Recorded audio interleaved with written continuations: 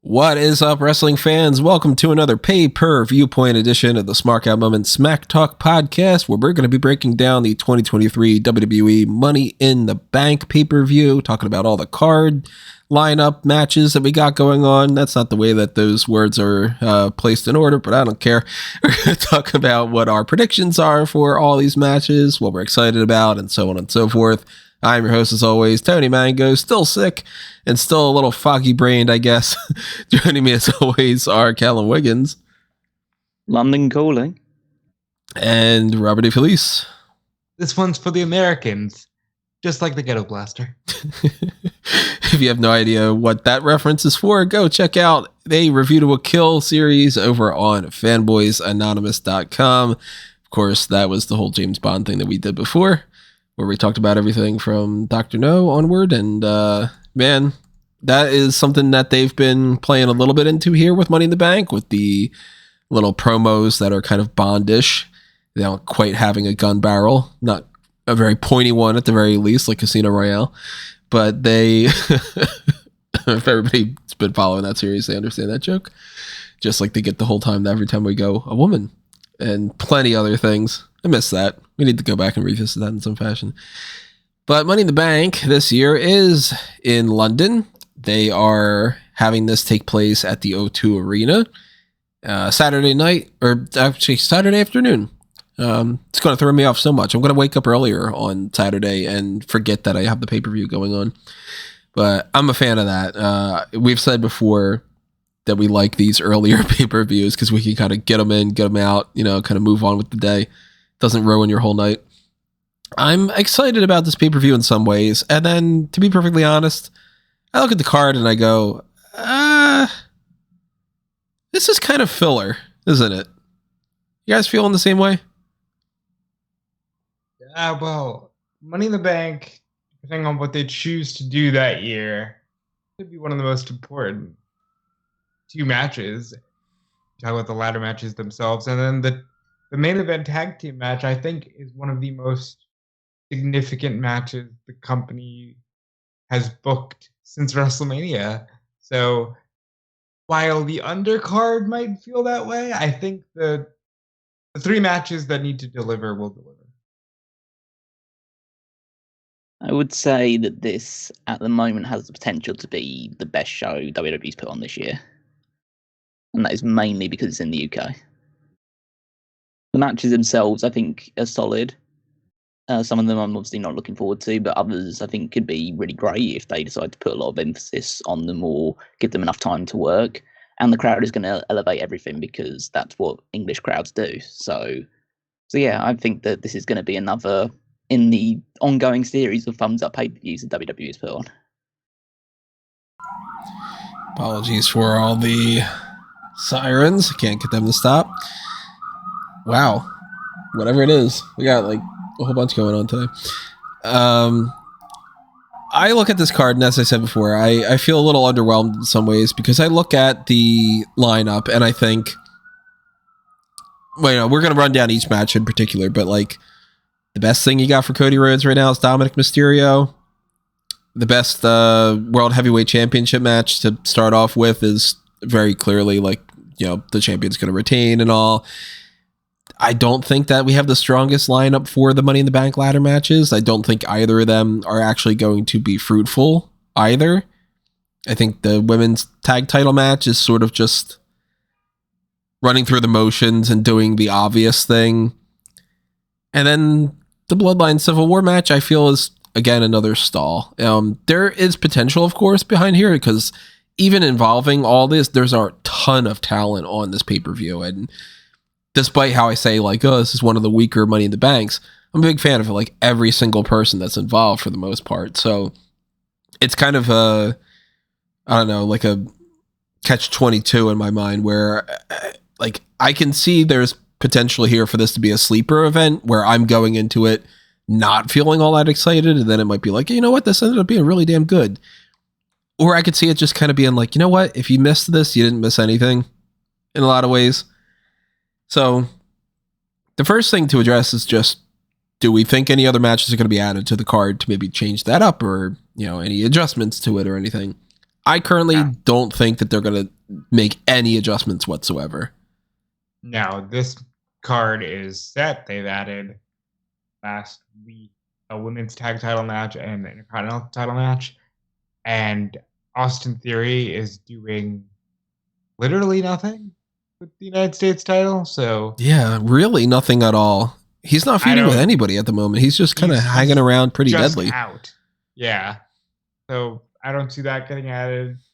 The pretty deadly match is happening on SmackDown, so there goes the tag titles. The Charlotte and Asuka thing, that's happening on SmackDown. Maybe they do something with that, where it's like at the last minute they just go, you know what? It's a three-way at the pay-per-view. Right, Charlotte and Asuka and Bianca Belair, because they've been teasing that like there's something in mind with Adam Pearce and Bianca Belair. So maybe that's the case. Rhea's not defending her title. Instead, she's just going to beat the shit out of Natty again on Monday Night Raw. That's a weird story. And they're not doing... It's weird. Rhea was on NXT. She's a big star on Raw. But they're also not really doing anything with her as champion. And that seems to be a thing damn near across the board if your name isn't Gunther or Seth Rollins. Yeah, I mean, look at it this way. Both women's titles aren't on the line yet. One of the mid-card titles isn't on the line. The two belts that Roman holds they're not on the line. We've only got the World Heavyweight Championship, the Intercontinental, and the Undisputed Unified, whatever they want to call it, women's tag titles. Money in the Bank this year... I don't know. I mean, it doesn't give me the impression at the very least that this is going to be one of those cash-in years at the very, I mean, when you look at the lineup that's going on. Could be. I mean, Roman's still on the card. Seth is still on the card. For all we know, they do add the Asuka thing. But, I don't know. They're not quite doing a Night of Champions, at least. Still, though, I think it's a solid card. Like, I point out those spots that are missing because it just seems weird that they're not doing anything with certain people. But I think what they have built for this show is pretty strong. And above all else, we've seen the strength of having a world champion on Monday Night Raw with the build to this show. So as we go along here, we break down all the matches in particular. We want to know what you guys have to say, whether you agree or you disagree with us, because maybe you're looking at this and saying it's the biggest piece of shit card that you've ever seen, or maybe you think that this is the absolute best possible card ever, and you are more excited about this than anything else. Whatever it might be, drop your thoughts in the comments below. While you're over there on YouTube, make sure you're clicking on the thanks button, the like button, the subscribe button, the notification bell. That way you get that little email alert when we go live for the post show immediately following this pay-per-view. Click on the join button as well. Get access to the Darkcast and the Pick a Poison tier and everything that you would get over there on Patreon. Also, make sure you pick up some merchandise over on Redbubble and TeePublic. Let's start diving a little deeper into the individual segments that are going on here. Let's go with Intercontinental title. I think that this match is going to be pretty good. It's Matt Riddle challenging Gunther. Now, Gunther is not all that far off from beating Honky Tonk Man's record. That's going to be September 6th or 7th, 8th. I know it's somewhere around that range. But that is not that far off. I mean, we're going to be July 1st when this pay-per-view happens. So essentially, he just needs to outlast SummerSlam and I guess Payback's what, September 2nd or so? That's not hard to go another 2 more months after being champion for as long as he's been. I certainly don't expect Matt Riddle to beat him here, one way or another, whether he beats the Honky Tonk Man record or not. I think that this is going to be just a good match where Gunther wins. Straight up. No, need for crazy interference, no setting up Riddle for another feud down the line or anything. I think Gunther just wins. And I'm okay with that. there's nowhere else to talk about it, but it was mentioned by Worked Wrestling, so I'm just going to bring it up here because it's Riddle. Do we see Randy here? Does Randy try to even the odds? Does Randy cost Riddle? I know people are saying Randy's ready. And look, Randy Gunther winning here and then Randy Gunther SummerSlam is for me, but I just thought I'd bring it up here because there's no way in hell Gunther's losing. He's probably going to break Hockey's record. So you would go Randy Gunther as opposed to Randy gets involved and then it's Randy Riddle. I just don't care anymore about that. Like, for me, Riddle is like whatever. So I'd rather, especially with the scariness of not knowing if Randy would ever wrestle again, let's just get him in there with anybody that we really, really want to see him in there with. If he is coming back, that is. I mean, they could always tell the story of like Randy comes back, tries to help Riddle. They try to rekindle a little bit of that RK Bro stuff. They do the Gunther match. Riddle and RK Bro like kind of give Randy an option to not wrestle full matches all the time. And then eventually he can turn on Riddle and they can do the match later on too. Yeah, the one thing that gives me concern about this is the idea that Randy Orton is returning soon, and that might spur them into having Gunther lose this match so Riddle can win, and having Orton help even the odds against Imperium and get the victory, which I don't want to see happen because, frankly, I'm quite down on Riddle right now. I just think that he's just not doing anything worthwhile, and they seem to have been building this match between him and Gunther for several months now, and they don't really actually want to pull the trigger on it, and now we're actually going to get it, and I'm not super... I mean, it's exciting in the sense that I like pretty much every match that Gunther has, but I don't think that this is going to be anything special compared to some of the other matches that he's had as champion. Definitely don't think he'll live up to the likes of his matches with Sheamus or Ricochet or people of that ilk. So, I'm sure it'll be fine, but it's nothing that I'm super excited for. I would personally, if the rumors are true and Orton is close to return, I would just like to see them just go back to being RK Bro. I think that's just best for both of them. I think Riddle struggles on his own, especially since his most recent spell away from the company. He struggled to reconnect with people, and Orton shouldn't be working singles matches for the most part. So I think they should just be a tag team until, not necessarily like the end of time, but if you are eventually going to have the feud between those two, it should be when Randy is like done, and Riddle is the guy that retires him. Plus, they could be leaning into that direction with the whole Riddle and Kevin Owens and Sami Zayn stuff that they've been doing. We could get RK Bro versus Sami and Owens for the tag titles at SummerSlam. That would work. Bunch of people that are high profile superstars against each other in a tag team match. Yeah, sounds about SummerSlam worthy as you could possibly get. And Gunther can move on and fight. I don't know. That's the problem. Like, he could fight like Tommaso Ciampa. Maybe by then he's done with the Miz, Yeah. But either way, I think that's what you look for here, because Randy, there's been so much talk. And once there's a lot of talk, you just start to feel like, all right, it's probably coming. Hopefully, if it doesn't happen here, hopefully it happens soon in a way that he's legitimately healthy enough to do it and they didn't rush it. Because I think we all kind of agree it's better for him to come back and be ready to come back than for him to rush anything just for the sake of being like, well, I got to pop up for, this arbitrary date, essentially. Well, I mean, it's beyond the longest time he's ever been out of the ring, and I'm just glad that there's talk about him being ready at all, because it looked really grim there for a moment. This is the longest time? Yeah. What about all the other shoulder stuff that he had before? He's been out for over a year. This is easily the longest time. Callum, am I wrong? Like, I don't have like a strong track record of all Randy Orton's injuries, but I imagine it's currently like a year and 2 months, right? So it's pretty extensive amount of time. I'd be surprised if he's been out for any time longer than that. The only time I would imagine it would be was after his was the rotator cuff injury, the one that he suffered in that match with Triple H, or the four-way Triple H, whatever it was, when Triple H won the world title. I don't know how long he disappeared for, but I think he was out for pretty much all of 2008 from that point. Yeah, but he was even in the ring by the end of that year. Yeah, true. So yeah, this is definitely would be his longest one then.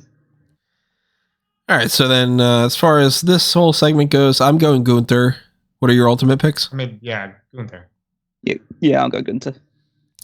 I think that belt's safe. I don't expect anybody to cash in, by the way, but there is a chance that the men's Money in the Bank winner ends up cashing in on Gunther, and that's a way for them to kind of like keep that going. I would rather, honest to God, I'd rather Logan Paul beat Roman Reigns. I'd rather anything than to keep just dropping Money in the Bank down instead of making it like this is your push to a world title.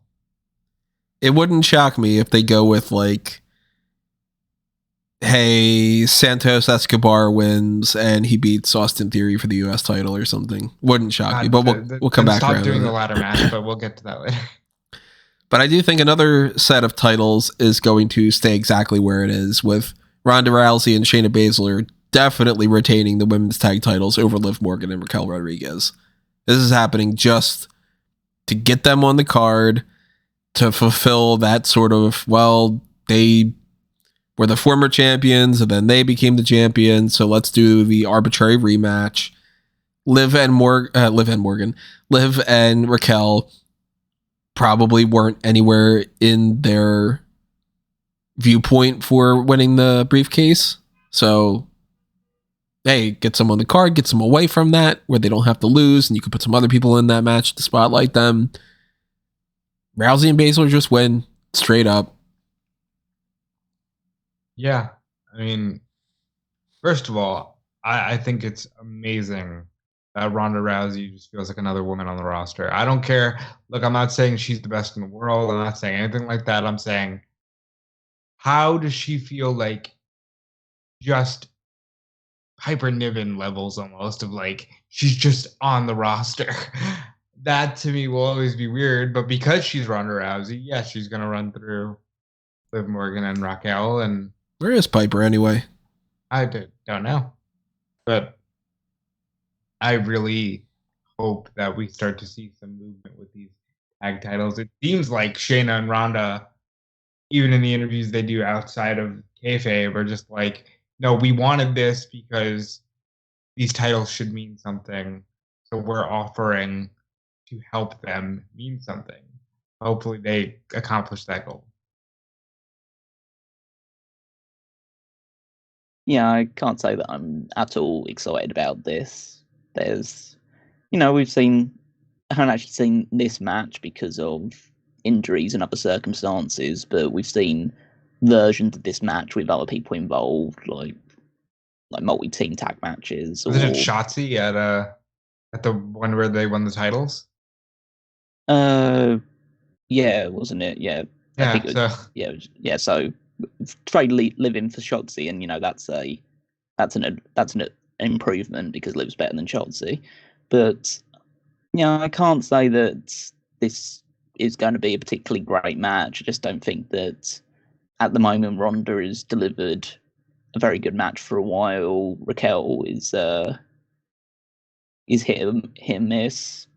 Like Shayna, when she's good, is great, but she's kind of hindered as the second to Ronda Rousey. And Liv can pull out a good performance every now and again, but she's just coming back from injury as well. So we need to see if there's any kind of rust associated with that. I know she was only out for like a month or two, but it's still, it can still affect you somewhat.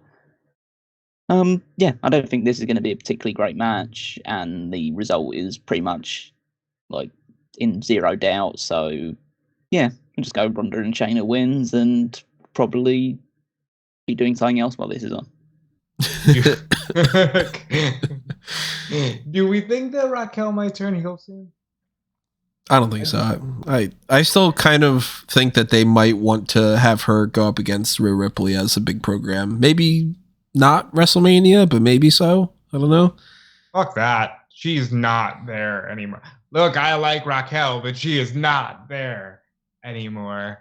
Maybe SummerSlam, because they don't view those programs as major all the time. But I could see a thing where, Raquel turns heel because they did a good job of one thing in the past couple of weeks before they ruined it by building this, and that was Raquel being really pissed that Becky Lynch cost her the spot in Money in the Bank. And I can see a thing where maybe Trish gets in Raquel's ear, and now there's a third in that stable, and Raquel gets to be a dominant heel rather than, hey, look, I smile and I have a back. I'd prefer dominant heel. So we'll see, but that did cross my mind. Well, both Liv and Raquel are Raw, right? Who cares? Well, no, but doesn't he's matter. right. That doesn't matter. He's right. No, it doesn't matter. They went out of their way to prove that. I mean, everybody's jumped more after the draft than they were before the draft. And it's just clear that nobody knows what the fuck they're doing. Yeah, it's the whole whose line is it anyway, where it's like where the points are made up and none of this matters, or whatever that catchphrase is. Like, that's the WWE draft where, it's the most important time of the year where the roster is split and nobody fucking cares and they just bounce back and forth anyway. Do you think it's worth noting there was a story on Fightful Select last night about storylines? They've tried to make storylines Vince-proof. That's always just lovely to read. Stuff like that. Yeah, by announcing matches ahead of time so he doesn't undo them and all, even though he still does. Like, what was it, like Bayley against Shotzi or something, I think, for Money in the Bank spots? Yep. So, yeah, that's not very Vince-proof if he goes, yep, never mind, though. The keyword was try. So, moving on to a non-title match, because, of course, he doesn't have the championship. Cody Rhodes needs to finish this story. And with all this adversity that's in front of him, the best case scenario for him is to fight Dominik Mysterio. Look, I think Dominik is fun. And I'm a fan of Cody Rhodes, of course. Talk about dropping the fucking ball, man. Like, they're big. Hey, wait for it. We got plans. If you're upset that Cody lost at WrestleMania, it's all going to work out in the end. Was to deviate for a little bit with a non-title program with Brock that didn't really have a definitive end by any means. And then he fights Dominik, and we've talked about this before. It's so easy to just have Cody Rhodes versus Damian Priest in a Money in the Bank qualifying match. And if you, for some reason, desperately needed to do Cody versus Dominik, you just have Dominik interfere, and he costs Cody the match. Damian wins. Cody's like, hey, you screwed me out of this. Now I want to fight you at Money in the Bank. Instead, they just had Cody go, hey, so if Brock wants to fight again, I guess we will at some point. It's up to him to show up and beat my ass prior to SummerSlam. Anyway, Dom's a little shit. I think I'll kick his ass. Really? That's the best you got? So I feel like I've talked about on this podcast already all the negatives and why I don't like this for Cody. But I will say I think this is a much needed move for Dominik. Dom needed a match for once that wasn't about Bray. And even though they've continued to bring up Bray because that's all he's got, it's more about, hey, Dom's going to get in the ring with Cody Rhodes. This reminds me of a match that The Miz had in 2009 with John Cena at the Bash, and then John Cena beat his ass, and then The Miz actually went on to get real gear and kind of start winning. I think that Dom will likely get the win here when Brock Lesnar shows up and beats Cody Rhodes' ass, and Dom pins Cody and then tries to push for a world title match against Seth Rollins at SummerSlam. Do you think Dominik against Seth Rollins in SummerSlam? It happened before. Boo. I don't imagine that that's the best marquee match that they can go with. Yeah, I don't think they can afford to have Cody lose this match. As much of a heat magnet Dominik Mysterio has become, and I'm sure he's going to get booed out of the building throughout this match, which will, I think, benefit the flow of the match and make it feel bigger and more important and more impressive than it actually ends up being, due to the fact that I still think that he's getting better, but he's still a somewhat limited worker. And they'll play into a lot of stuff. Cody's really good at doing the more melodramatic style match, so I'm sure he's going to play into that side of things. But Cody absolutely has to win this match. You can't bind him eventually either beating Roman Reigns or Gunther, or Seth Rollins, or whoever he ends up winning a world title against, if he's losing, even by shady means, to Dominik Mysterio. Dominik should not be fighting for a world title. I don't care how much heat he has. He's got heat because everyone knows that he sucks. And that's kind of like, and that he's a little shit. It's like that's the reason why he gets heat. It's not because he's not an MJF. Yeah, he's not an MJF. It's not like, you don't actually want to see him wrestle. You want to see him get his ass kicked. You want to see him get talked down. You want to boo over his promos, and that's fun. And you definitely have characters like that. But I'll put it this way: I don't want to see Don Callis in a 20-minute match, but he gets a similar amount of heat to Dominik Mysterio does. I don't want to see Dominik Mysterio in a 20-minute match with Cody Rhodes or fighting for a world championship. Could I see him like winning as a mid-card title? Sure, at some point, just as a short-term thing where he's mostly, getting bailed out by Rhea Ripley or someone else. But I think that he's better suited as Rhea Ripley second, rather than, which has been the case right now, which is Rhea Ripley kind of seconding him. It should really be the other way around. I'd be much more excited if it was Rhea Ripley versus Cody Rhodes. That's what I'm saying, really. Put up more of a threat, too. Yeah. I'm excited for the reaction. I'm excited for what the crowd reaction is going to be to this. But I can't say that I think it's going to be a classic. If they prove me wrong, they prove me wrong. Like, Dominik had a great match with Ray at WrestleMania, but this doesn't have the same level of heat or story building into this. So you got to rely more heavily on the actual work they put together. And on that side, I think it's just going to be pretty average. I agree with everything you just said. It's just, as the only one on this podcast who's actively watching Raw every week, I feel like, listen, I already did the fantasy booking. I told you guys where I thought Cody Rhodes would be at this event. I thought he'd be in the ladder match and be cashing in next Friday in Madison Square Garden.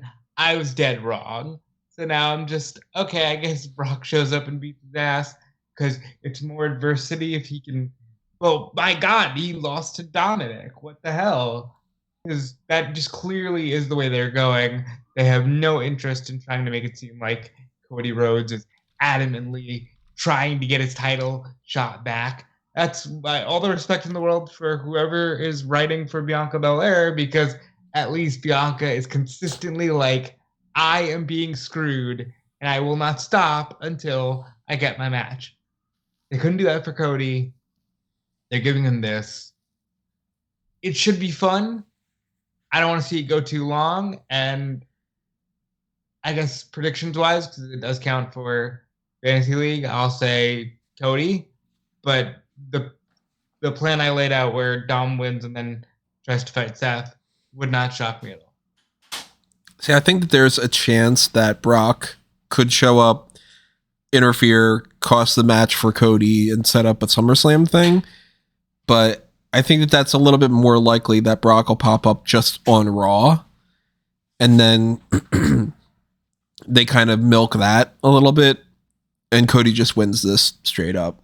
So I'm going to lean more towards Cody winning this. And then I don't know how they plan on doing anything to come out of it. Maybe it's like Cody starts feuding with Brock right out of the gate. Like, as soon as he pops up on Monday Night Raw, he gets attacked by Brock or something. Or maybe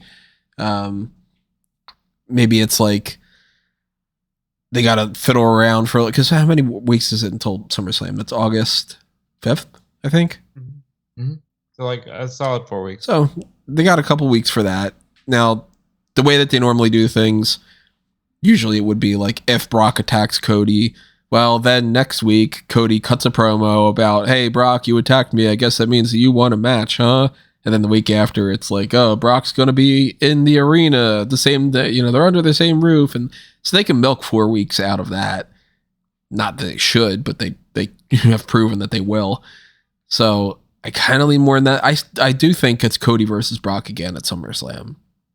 More than Cody doing a follow-up from this. So I'm going to go Cody Rhodes. You're going Cody Rhodes as well. Callum, you rounding it out, Cody as well? Yep, absolutely. So let's move over to the World Heavyweight Championship match. Because this certainly isn't going to main event. Which is like, that sounds awful to say, but yeah, it's not happening. The way you phrased it was horrible, but I know what you meant. It's not going to. It's absolutely not. It's either the Bloodline Civil War or by some oddball chance, if they really want to go against that, which I highly, highly doubt, then it would be one of the Money in the Bank ladder matches, but it's going to be the Bloodline Civil War match. So Rollins and Balor have this history that they're doing a good job calling back to. I like that they've been calling attention to the whole injury that happened with Finn Balor winning the Universal Championship. And it's kind of weird that like when they have these little commercials, like, you know, the quick little commercials of like, oh, you know, Money in the Bank's coming up and whatever, kind of comes off like Seth Rollins is more of the heel. He's got the cocky laugh and he's just like, oh, my title reign's longer than yours because I injured you, fucker. You know, and that's just typical of the Seth Rollins character right now. But Balor, despite being a little sympathetic in this, no chance whatsoever. Rollins is definitely keeping this belt. The match will be good. They'll just go out there, wrestle, and Rollins will win. And I don't anticipate any kind of briefcase shenanigans happening here. I think they've done a great job at telling the story. I even like the promo on Raw from Balor, the pre-tape, where he was like, yeah, I wasn't mad at you for the injury. I was mad at you because the night after, you came out and laughed at me. And they're calling back to these things that lets you know that they have the ability to. And I'm just a big fan of continuity in that way. And it's been a fun build. And fortunately for Balor, he won't win. But this is exactly why I wanted more champions, because at least now Raw feels like it's worth watching. Or at least there's something to watch for. But as far as today, it's worth watching.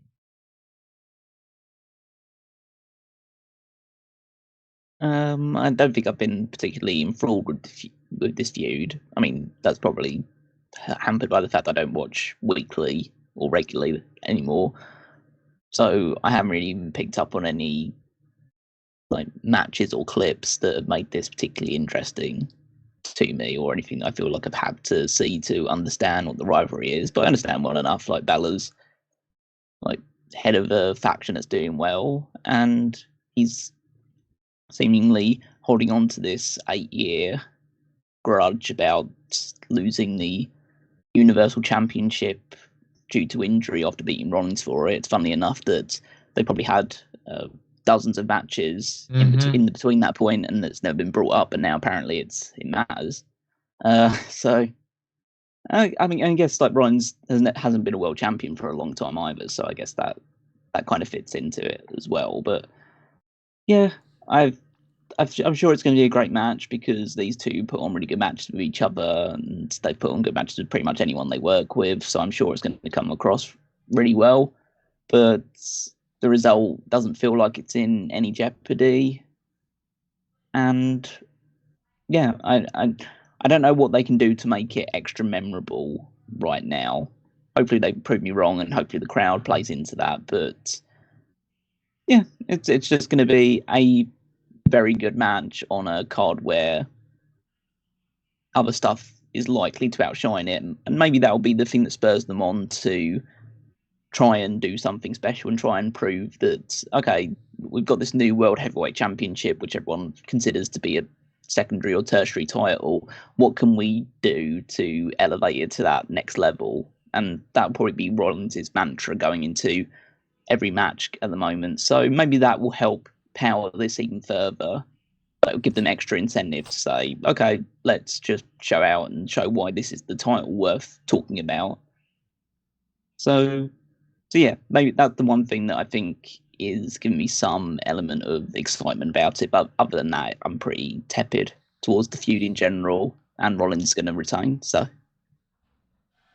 yeah, I think that this is they're leaning more into that workhorse title element, and these guys are going to go out there with the impression we're not the title of this event, we're not the main event. So let's try to, everybody tries to put on their best match for the most part, unless you could see them like phoning it in. Like, once in a while we'll see like a Charlotte performance where it's like, you clearly don't care. Or, not to single out Charlotte as the only one, but it seems like that's been one of the more recent ones. But the impression that I'm getting is very much like Rollins is there to try to show up the in-ring side of it. And the crowd will be hot for it. They'll do their job. But as far as when you said if they're going to do anything to make it memorable, I highly doubt it. I think this is going to be one of those matches that a week later, everybody's like, yeah, that match happened. And that's about it. So let's talk about the women's Money in the Bank ladder match. Let's go there. This currently has, which of course they could change it in the meantime on SmackDown or something, but I doubt it. Bayley, Becky Lynch, Io Sky, Trish Stratus, Zelina Vega, and Zoey Stark. As I mentioned before, not the strongest lineup, but I'm a fan of everybody that's in here. It's just, I don't feel like there's any chance whatsoever that any of these women, for the men too for the most part, I don't think that there's a chance that they successfully cash in and win a championship. And I looked at all the different possibilities here, and I tried to break down like alternate routes that I'm not thinking of and all. I look at it like this. Rhea Ripley's not dropping that belt anytime soon. And I can't see anybody cashing in and beating her for it. Asuka is kind of in jeopardy, but I would bank more on Asuka losing the championship to Charlotte that rather than like just in a straight up match than for her to lose to say, I don't know, like Trish isn't going to win this, hop over to SmackDown, start a feud with Asuka, who's the heel, and completely bypass the Becky stuff. If Trish wins, she's pretty much sticking around on Monday Night Raw. If Zoey wins, I think she is just kind of hanging around and not doing anything because I can't see her trying to cash in on Rhea Ripley. I think if Bayley wins, they're just going to have her lose the cash in. I don't think there's any chance Zelina wins, period. So then it's Becky or it's Io. And if it's Becky, I kind of feel like they would just waste it and have her go, I want to fight Rhea. And let me put out two. I mean, this will get a groan from Rob because he's going to be like, why are you putting this out there? I'm going to tell that already. If Becky wins, there's two things that I think happen, potentially. Number one, she just says, I'm challenging Rhea Ripley to a match at SummerSlam. But more so, number two, I think she challenges Rhea Ripley to a match on Monday Night Raw. Trish and Zoey interfere, cost Becky the match. Becky's all like, hey, I need to get Trish out of my way. I'm going to fight Trish at SummerSlam and then come back around to, I had you beat Rhea, so let's have our rematch I deserve for payback. And I think that's a complete waste of it. Well, if anybody is in the position to legitimately just do the John Cena 2012 story, it's definitely Becky Lynch. So that's not the most impossible thing. I've heard. I think it would be a waste, and I hate the idea. But it's not out of the question to do it. If she does win, I don't see the other thing where she just says, "Yeah, I'm cashing in at SummerSlam," because she actively went on Raw and said, "Yeah, I'm just gonna win the briefcase and watch you squirm for as long as I want until I beat you." And I think Becky's got a decent shot, but I also think there's a chance that Becky and Trish can just potentially brawl away from the ring, and that's how you get around either one of them winning. I wouldn't rule out Trish winning because the chance to put one of the top legendary names back into a title picture, they might do it just because. I think Zoey Stark has a shot because she seemed likely to win it from the moment she qualified. And then I would say Io, but then the other four have no chance in hell. See, even with Io, I think that they would have Io lose her cash in because of something that Bayley would do. And it would be like, that's the thing that fully splits her from Damage Control. I think it's just 100% across the board. Whoever wins this is going to fail.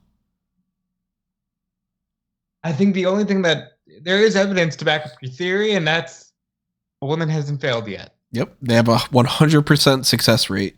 So there is evidence to back up your theory. And almost every single one of them cash in either the day of the pay-per-view or a few days afterward at most. So there's a track record here of WWE does not want two briefcases in play for a week, even. And if they want to just move shit out of the way, that's why I kind of go like, maybe it's just Becky wins and on Raw challenges Rhea, and that's about it, you know? I'm leaning towards Io for that matter. Io's the one that I'm currently picking, but I still think she's not winning that belt. She's not beating Asuka for it.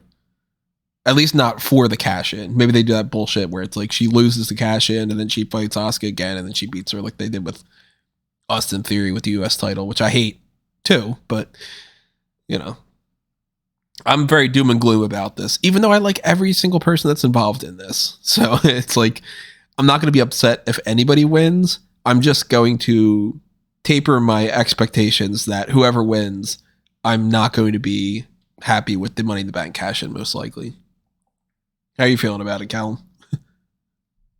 I think based on an in-ring standpoint, this is arguably the strongest women's Money in the Bank ladder match they've ever put together. I'd say the weak link is clearly Zelina Vega. She just isn't that great, and I don't imagine she's going to be. She'll probably have a few like high spots in this, but she's the one I think has zero chance of winning. All the other ones have at least a percentage chance. 0%. Bayley and Io could potentially do something between each other, because if you decide that you're going to use the Becky, Zoey, and Trish rivalry to rule them all out, then it could be just a straight shoot between these two, and one of them gets the victory, and that fuels the other one to turn on them, or something along those lines, where if one of them wins and the other one either turns heel, or like you at least sow the seeds before the eventual split of Damage Control. But then on the other side of things, you have Becky, Zoey, and Trish, and I think there's a very, very real possibility they give Trish the Money in the Bank briefcase, because she doesn't have to be around that often. She can come back at any point in time and cash it in. She gets an 8th women's title reign by cashing in successfully. And then you can either build towards a big match at a Royal Rumble or WrestleMania where she drops the title. So just for the sake of pure nostalgia value, I think Trish is, in my mind, the favourite. It's not the one I would go with. I'd go with your Becky or Zoey, because she does have potential, and this is something that you're basically saying, okay, we're gonna give her a chance, and at least like a more of a springboard. But it might be too soon for her in her time on Raw to be giving her this briefcase, because if they decide that, we're not really going to do anything with the women's briefcase this year, then she could end up the same way that loads of other people that have won the briefcase before have just fallen down the card, like a Baron Corbin or Damian Sandow or Otis. Yeah, Sandow. Yeah, Otis. I mean, Otis never should have won the briefcase anyway, but that was a pandemic win and nothing else. Yeah. Becky at least is a safe pair of hands because you know that she's an established star already and something that she hasn't won before, and she could definitely utilize it to cash in on a Rhea Ripley, and it wouldn't be out of the question that she would be able to challenge and defeat Rhea Ripley. But I'm right now I'm leaning toward Trish winning. I think that it's a nostalgia thing, but she's proven that she wants to stick around at least for the short term. And I think that even if she was to disappear after SummerSlam, after she does have this final blow-off match with Becky Lynch in some kind of configuration involving Zoey and potentially someone else in a tag team match, then she could go away for a while but still have the briefcase, maybe still send in a few videos with the briefcase. I think people may be getting a little too hung up about the fact that this is going to happen straight away, or it's going to be on Rhea Ripley, or it's going to be on Asuka. It's going to happen late this year or early next year. It could happen post WrestleMania next year, for crying out loud, if they decide that they're just going to hold on to it for a while. If you give the briefcase to Trish, you don't have to actually worry about the briefcase until you decide, okay, we're going to do something with it. So yeah, if a Rhea Ripley gets injured, fingers crossed she doesn't, but if something was to happen to someone else and you decide that you've got to have a bit of a makeshift, let's see what we can do here, then having the briefcase on someone who's kind of out of sight, out of mind for a little while might be the best thing for it. We're gonna come back around that for the men's one for sure. More that we've talked about this match, the more I feel like it's my most exciting match on the card, because it is that unpredictable. Because yes, Trish could win, or Trish could be right about to grab it, and Lita could come out and push her off a ladder. Lita knows how to push people off ladders. That's an easy spot, an easy pop. Plus, it would make sense to have Becky and Lita against Trish and Zoey at SummerSlam. Yeah. It is interesting that Trish is in the match, because they very easily could have just had Zoey in there and then have Trish interfere at some point and avoid trying to wrestle a ladder match. But they want her to be in there for a reason. And the Lita thing, I think, makes a lot of sense for it. Or it could just be that they want Trish to win. And I'm not against Trish winning, because Trish had her first match on Raw in 17 years. It's been a lot of years. And she, went in there with Raquel. It was okay. But I'm okay with Trish, getting one final run and her getting the opportunity to do this, because for all the good stuff we talk about with Trish, Trish never got the opportunity to compete in ladder matches. That wasn't something her generation was afforded. So the fact that that's happening is really cool. I'm going to go, for now, with Zoey Stark. I do say that if they decide to add something with the Women's Championship and Bianca and Asuka and Charlotte, I could potentially see an EO winning for an immediate cash-in kind of deal, because they just have that itch about them. But for now, I'll say Zoey Stark, because she should win and should be pushed to the win. Got in my head right now, I'm going EO. Again, when we get back around to Friday night and we end up Saturday going through and making our final predictions for the Fantasy League, I might change my mind, but right now I'm going EO. Same, but Zoey. I'm going Trish. And if she ends up winning you some points, then you're going to have to thank her. So let's go with the men's Money in the Bank ladder match. This one features Butch, Damian Priest, LA Knight, Logan Paul, Ricochet, Santos Escobar, and Shinsuke Nakamura. One by one here, I think we can all agree Butch has no chance of winning this unless they're planning on having him beat Austin Theory for the US title. It's just not a world title future for Butch. They're in the UK. I will not rule out Butch.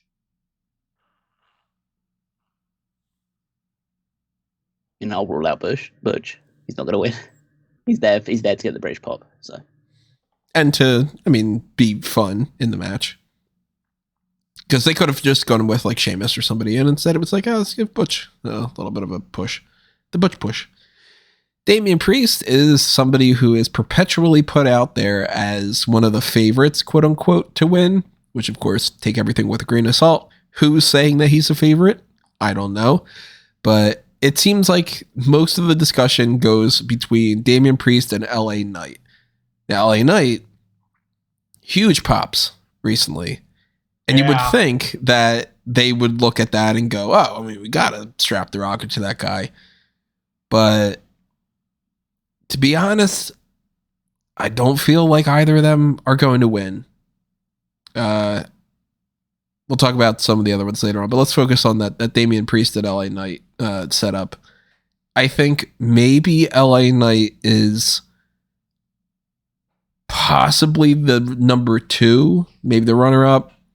But either of them, I think even if they do win, I think that they are doomed to fail their cash in.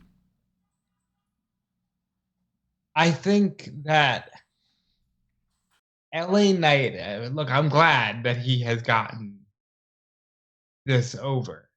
And he's not, I'll put it to you like this. I don't put too much stock in age. Yes, everything is different now. And he's not the oldest person in this match, I don't believe. But do they put it on? My fear about them putting it on him is, do they do it for the pop, and then it's, oh, but we were never going to actually give him the belt? Because I think Money in the Bank, especially after last year's fiasco, needs desperate rehab. And LA Knight would get a huge pop. I'm just not convinced.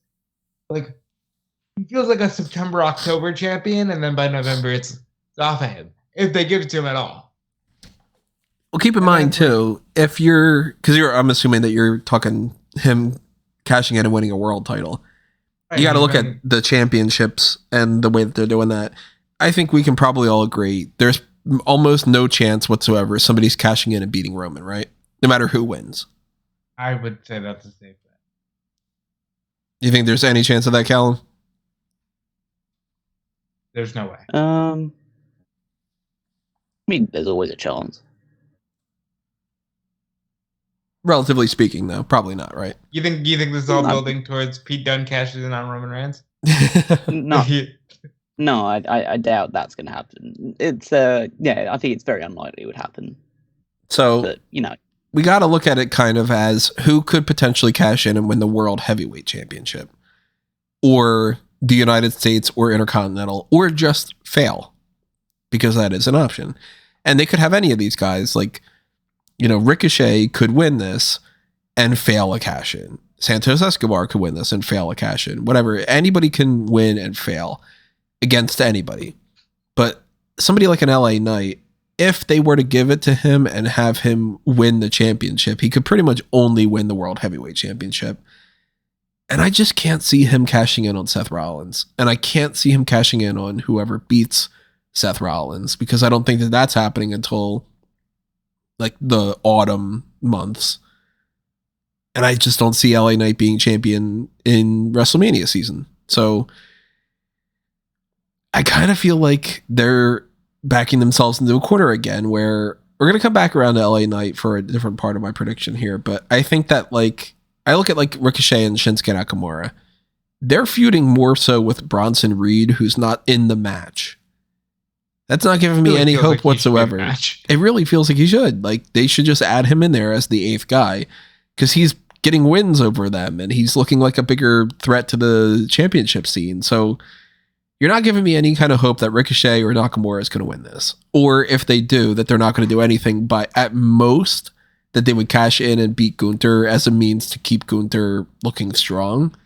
And then they would have a middle of the road kind of shitty mid-card title reign that they normally do. Like, Nakamura and Ricochet have won, the United States title and such, and then just done nothing with it. If that's their game plan, then whatever, fine. Go give them that belt, and it's kind of a waste. But same with Escobar. I don't think that there's any chance that he's winning the World Heavyweight Championship right now and beating Seth Rollins. I think this ultimately comes down to, they know LA Knight is the fan favorite, So he is going to be reaching for that briefcase, and Logan Paul's got to knock him off and win it. That way, Logan Paul gets booed because, oh, fuck you, you cost LA Knight that. We start transitioning LA Knight to a babyface role. Maybe they give him the United States title, like he just beats Austin Theory in a month or so as like a consolation prize.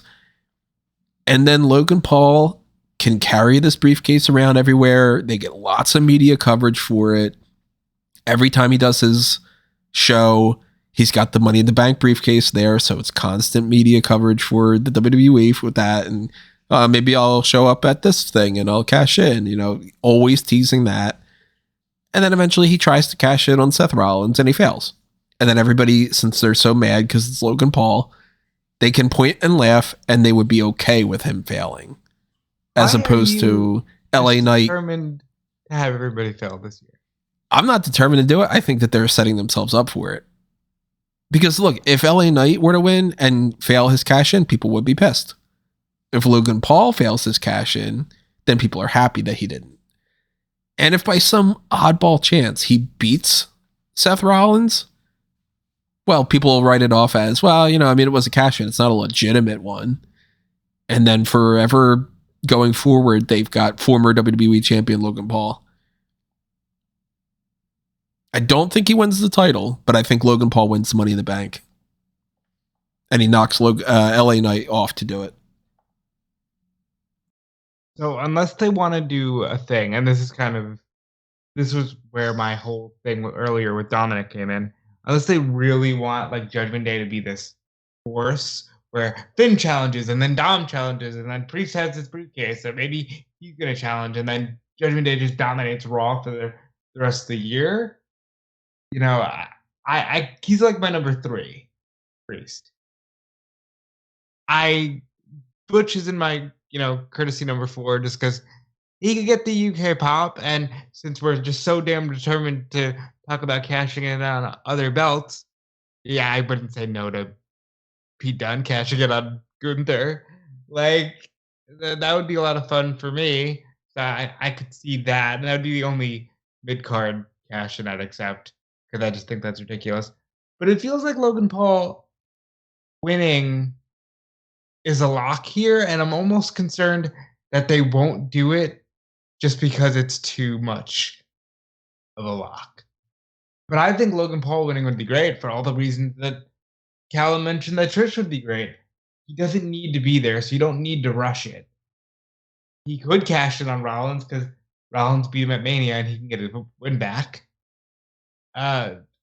He could hold a title for a month and then lose it at a Royal Rumble or something. Logan Paul winning and being world champion really isn't out of the realm of possibility. And for what Tony was saying in regards to people will be mad if he wins but they'll be happy if he cashes in and loses. Not if he cashes in after fucking off with the briefcase for 6 months and then comes around and loses, then it just feels like another waste. Money in the Bank needs to not feel like a waste. And I think having Logan Paul cash in and become world champion is a way to establish, yes, anybody can win this. It's a ticket for anybody. And I think that's the way you go here. So right now I'll say Logan Paul wins, and Logan Paul will eventually win his cash in. But there are others who could win. Technically 6 others. Yeah, so immediately rule out Ricochet, Nakamura, Santos, and Butch. Does come down to LA Knight, Damian Priest, and Logan Paul. Damian Priest, I think, is the outsider. He would have been somewhat of a favourite to me when there were just 6 people involved, and then Logan Paul entered. My head says they'll go with Logan Paul because it's a name who's holding the briefcase. He can take it onto his podcast or through his vlogs or anything like that and show it off, and I'm sure that'll get them some more YouTube clicks and engagements on Facebook or Twitter or something of that ilk. And yeah, that'll be a way of keeping the briefcase somewhat out of the equation until they decide that they're going to have Logan Paul cash in on a Seth or somebody like that. Moving forward, he's a heel, it makes sense. I just think you shouldn't pass up what they're doing with LA Knight at the moment. And it's not like they're not doing anything. LA Knight's doing everything to get himself, and he's as over as anybody in WWE right now. Like, I would personally go with LA Knight, even though technically he's being treated as a babyface. He is technically still a heel. And I think that him cashing in the briefcase on whoever the heel is that beat Seth Rollins for the title, and just, holding the title for a little bit could actually work. I think that he's managed to establish himself in a really short amount of time, and maybe it's a case of doing this feels like a bit of a cheat code because they haven't actually, as a company, done enough to get behind LA Knight that he feels credible yet. This could be a way to just immediately elevate him towards that point, or give him a starting point, and then you start, have him beat some people on at a SummerSlam or other big shows before he then cashes in, and then he feels like, okay, this guy is someone who could be a fairly regular champion moving forward if we decide to get behind him. But so I mean, I would go with LA Knight because I just think he's so over right now that they should strike while the iron is hot, because you never know when that's going to potentially go out, or that you unintentionally or intentionally burn it out by poor booking. But the smarter part of me says that they'll just put it on Logan Paul because it's Logan Paul and that's exciting. I mean, they did just usher him an extra spot in the match. Yeah.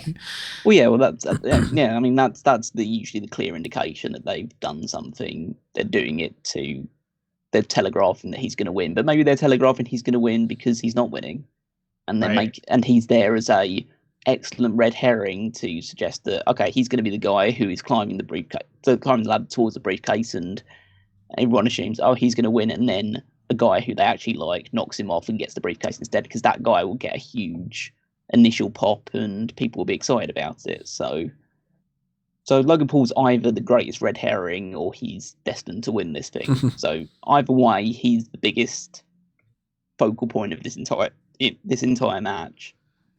So for me, it's either Logan Paul or LA Knight. I would go with LA Knight, but my official prediction would be Logan Paul. If they plan on having somebody that's actually around on a regular basis hold the briefcase like week to week, the only person I could picture doing that's LA Knight.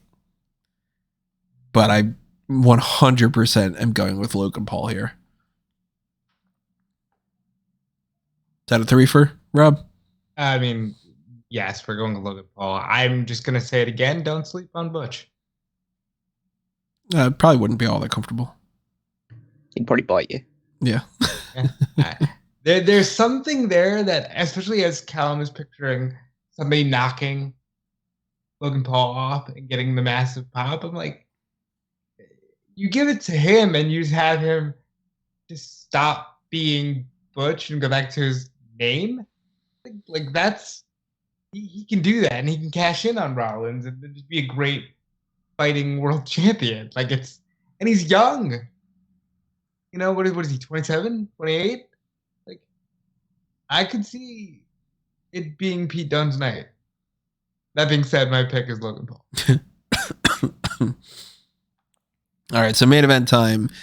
The Bloodline Civil War, dramatic as all fuck for, they're really just milking that.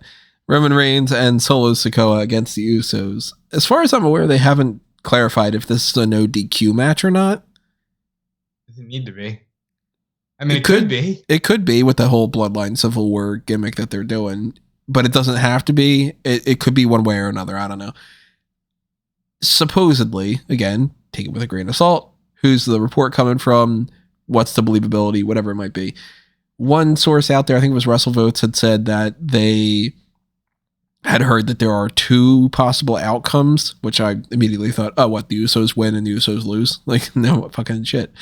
But one other thing had said, no, that's not true, that there's been one plan from the very start, that it's like they have a clear goal in mind of how they want to end this. It's going to be one of those things that we look back on and we go, either there is no plan whatsoever and they are just sort of stalling for the sake of it, or yeah, they very clearly wanted to go in this direction and the whole setup was for this particular outcome to happen to set up something down the line. Like, for instance, if Jimmy Uso pins Roman Reigns in this match, then they're doing Jimmy versus Roman for the title at SummerSlam. And then it'll be pretty obvious. I lean more towards the direction of what I've said before. I think that this Usos thing, whether it's by SummerSlam or it's by like Survivor Series or whatever, I think they're just going to fall back into line. And maybe they have somebody lined up for Roman to fight at SummerSlam. Maybe it's Solo, for all we know. Maybe the end of this is Solo sees the error of his ways. He hits Roman with the Samoan spike, and we get Solo versus Roman at SummerSlam. I don't know. But I just don't think that we're looking at the Usos and or Solo being completely away from Roman by the end of the year. I think they're going to be back in line. So it's ultimately not going to matter. It's just kind of what do they do in the meantime? And it would make more sense for the Usos to win this match because the belt's not on the line. Solo can take the pin. If it's not no DQ, there could be a disqualification or a count out or something. I lean a little bit more towards the Usos here. Oh yeah, like the Usos winning falls in line with the Roman Reigns downfall that should have encompassed them losing the title at WrestleMania, but just didn't because they didn't want to go that route. I think at this point the Usos win. I think at this point Jay pins Roman. And I think we could see Solo hit the Samoan spike. Either way, I think we're getting a 4-way at SummerSlam. I think at this time, as we're recording this, they have done nothing else with Roman Reigns. And I think, listen, if this is the hot angle, that's fine. People will go nuts for a bloodline fatal 4-way. There are people who swear to God that it is Jey Uso that is meant to dethrone Roman. And, you know, maybe in some twisted way, there's an actual plan that could happen. I think at the very least we're getting a 4-way. And then whatever happens out of that happens. But I think this is Usos win because they're the better tag team. That's what it is. And then it becomes, you know, none of you can hold a candle to me. And you play up the angle all SummerSlam build long that it's, well, what if we all just jump on you? You can't beat all three of us at once. And I think that's where we're going. Either way, I think this match is going to be fucking great. I think that the storyline since Backlash, since moving away from that, has just phenomenally moved. And I'm excited to see where they go because Roman Reigns' time as champion, and maybe even his entire run, will always be immediately associated with this. This bloodline run has been the thing that has catapulted Roman Reigns to the next level, and it's been a lot of fun to watch. Yeah, I think this match will be very good.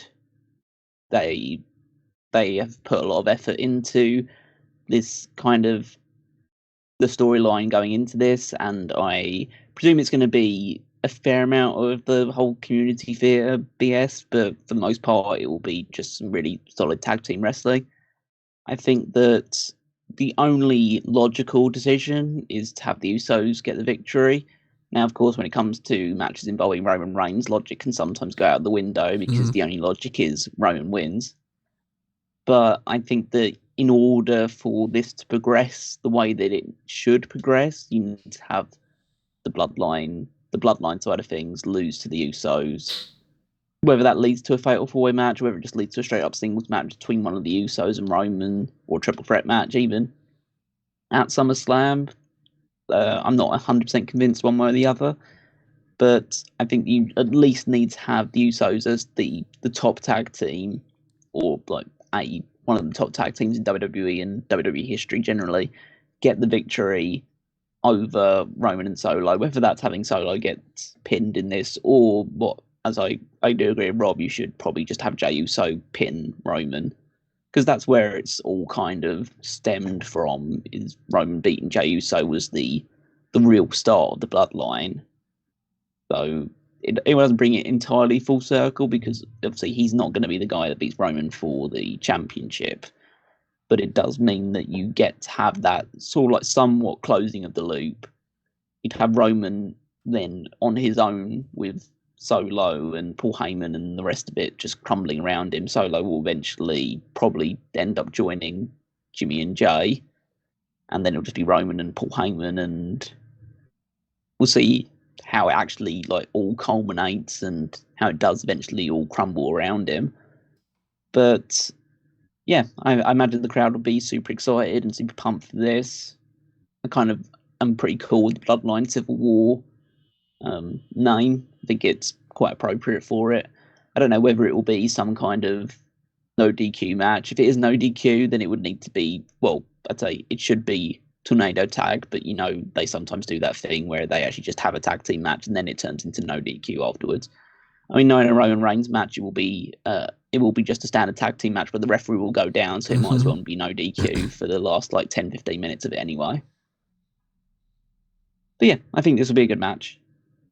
It'll be a good way to round off the show, and yeah, the Usos definitely, logically, should get the victory.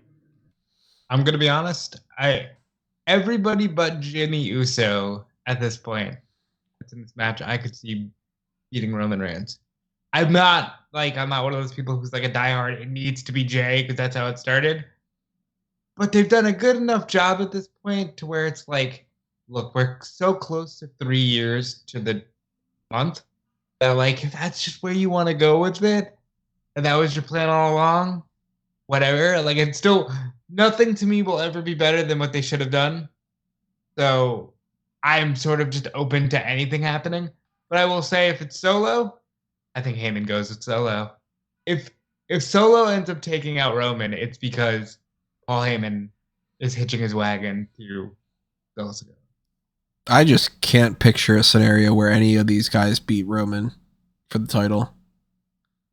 I like Solo, but the dude had one day of the North American Championship, essentially. None of that matters. You don't have to do the whole win a tag title, win a mid-card title, then work your way up to the main event kind of scene. You don't have to do that. Look at what Brock did, Exactly. But Solo doesn't have the mic skills, and he doesn't have the presence that Brock does, and he doesn't give off that vibe to me. I like Solo, but to me, Solo is honestly Paul Heyman has the mic skills. Heyman does, yeah, but even Solo and Heyman together, I don't feel like that's, oh my god, that's the act that you have beat this record-breaking Roman Reigns title reign. To me, that's all right, then you drop the ball, and then whoever the next champion is, that person matters next. Solo has demonstrated very little to nothing to demonstrate that he could be a top guy. He's a great heavy. Mm-hmm. He's a great bodyguard. He's done nothing to demonstrate that he could be a world champion. Right. He hasn't even had any great long matches yet, I'd say. He gives me less of a world championship vibe than Rikishi did. And of course, Rikishi didn't reach that level. It's just as a comparison point, it would be Evil being the IWGP champion.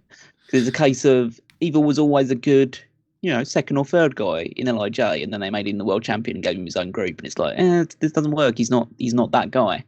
And Solo may eventually be that guy. He's not right now. If they was to take all of Reigns' long record-setting reign and try and pass that on to Solo Sikoa, I'd say it would fall flat. Mm-hmm.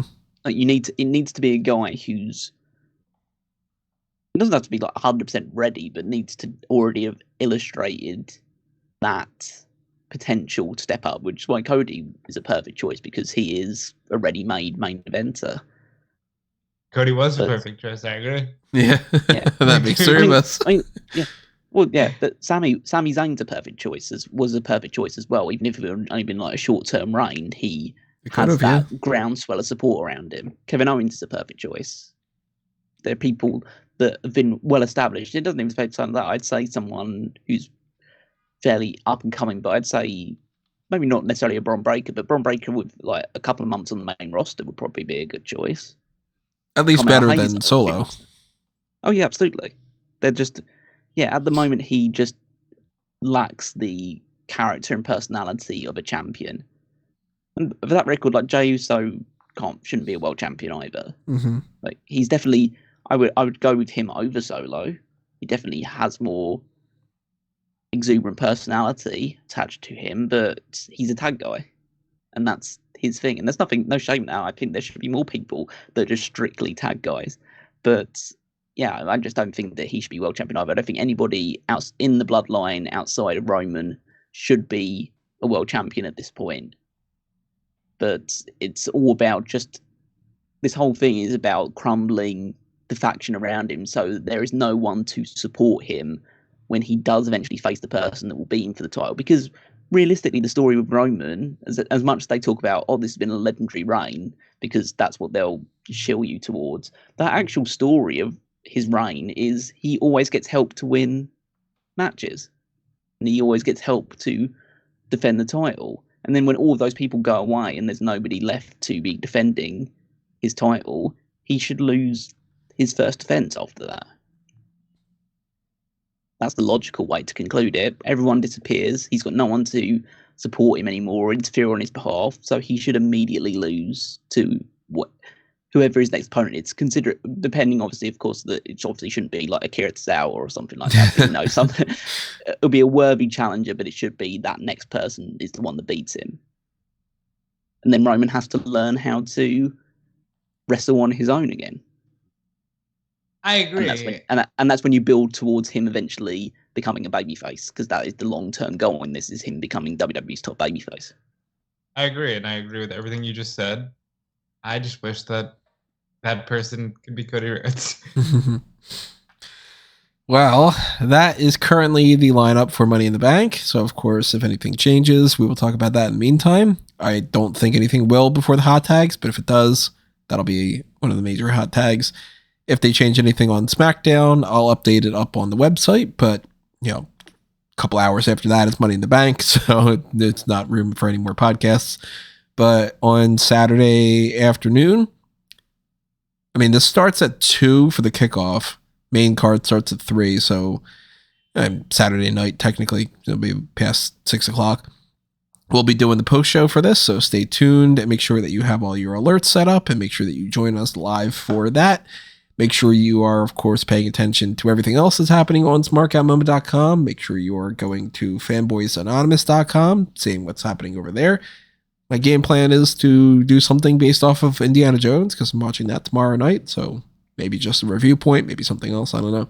But you can find that all over there on the Blue Brand. Go to fanboysanonymous.com, hit up that Patreon, follow the Facebook and Twitter, subscribe to that YouTube channel, all that good stuff. Make sure you check out the Blueprint project that is over there, which I don't know what I'm going to be working on next. I actually was trying to sleep last night, and I thought of a lot of different Superman stuff, so I might have to just write those notes out for today. Congrats to David Corenswet, by the way, our new Superman, and Rachel Brosnahan, the new Lois Lane. So maybe I'll do something based off of that. The Batman A Nighttime Story. Check out Chapter 5 and all the other chapters that I mentioned before. Very, very proud of how those things all turned out. And, of course, make sure that you are going on the link tree, amangotree.com or anthonymango.com, and you are clicking the like and the share and the follow and the favorite and all that good stuff that you can find for all those links there, including my personal accounts at Tony Mango.